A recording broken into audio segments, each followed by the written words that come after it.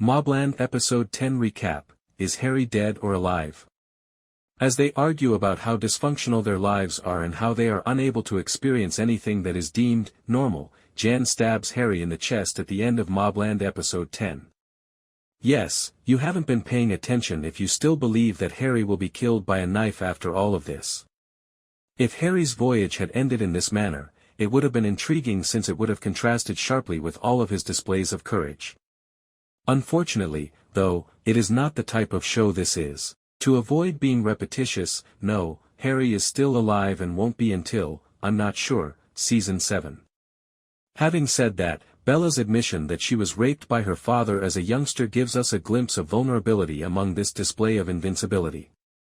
She planned this sting operation with Antoine's assistance because, apparently, there was no other way to exact revenge on Lord Pennock.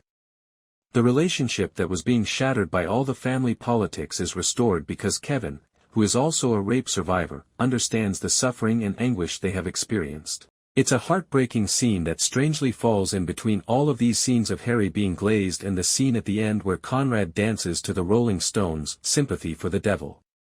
At least the show managed to handle Bella's somewhat random subplot, so that's a victory. If it's not obvious already, I thought the season finale was terrible. Up until episode 7, I felt the script was really good, but after that, the program went completely haywire and never really got back on track. What we received doesn't even qualify as a skirmish, despite everyone screaming about a war. The Stevensons were always at a disadvantage, and they eventually lost outright. What was the point, then? I'll mention Game of Thrones one more because I've already mentioned it. Assume that the Stevensons are the Starks and the Harrigans are the Lannisters. If the Lannisters were the main focus of the first season and the Starks were eliminated, how would you have felt? Wouldn't that have been intriguing? No, correct? That's where MobLand is at the moment.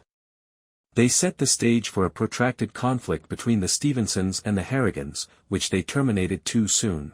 In order to keep things interesting, they must now either add new players or rely on the messiness of the de Souzas and Harrigans. I wish the showrunners luck with it. In any case, those are my opinions about the 10th episode of the show. Please feel free to leave your thoughts in the space provided for comments below if you have any. Richie and O'Hara are dead.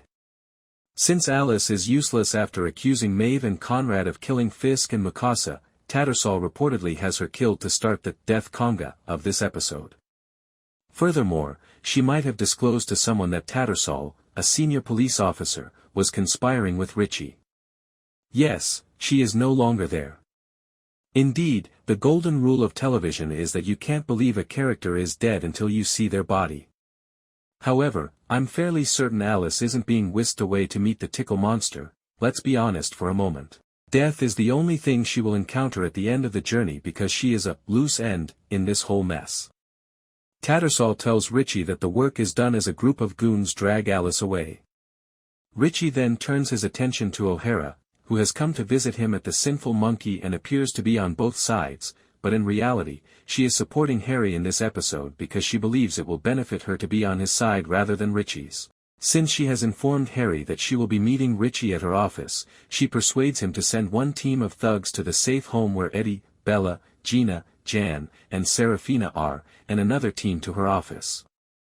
In an attempt to win this war, Richie, for some reason, completely trusts O'Hara and follows her instructions. However, it quickly becomes clear that O'Hara has led Richie and his entire army into a trap once the majority of his soldiers have left his headquarters. Paul sets off an explosion at O'Hara's office, effectively killing off the squad that was sent there to ambush Harry, Kevin, Zosha, and Kiko. At the safe home, Eddie, Bella, Gina, Jan, and Serafina run out into the woods nearby, while Zosha and Kiko shoot off all the guys that had been brought there by Richie. In the process, Kiko passes away.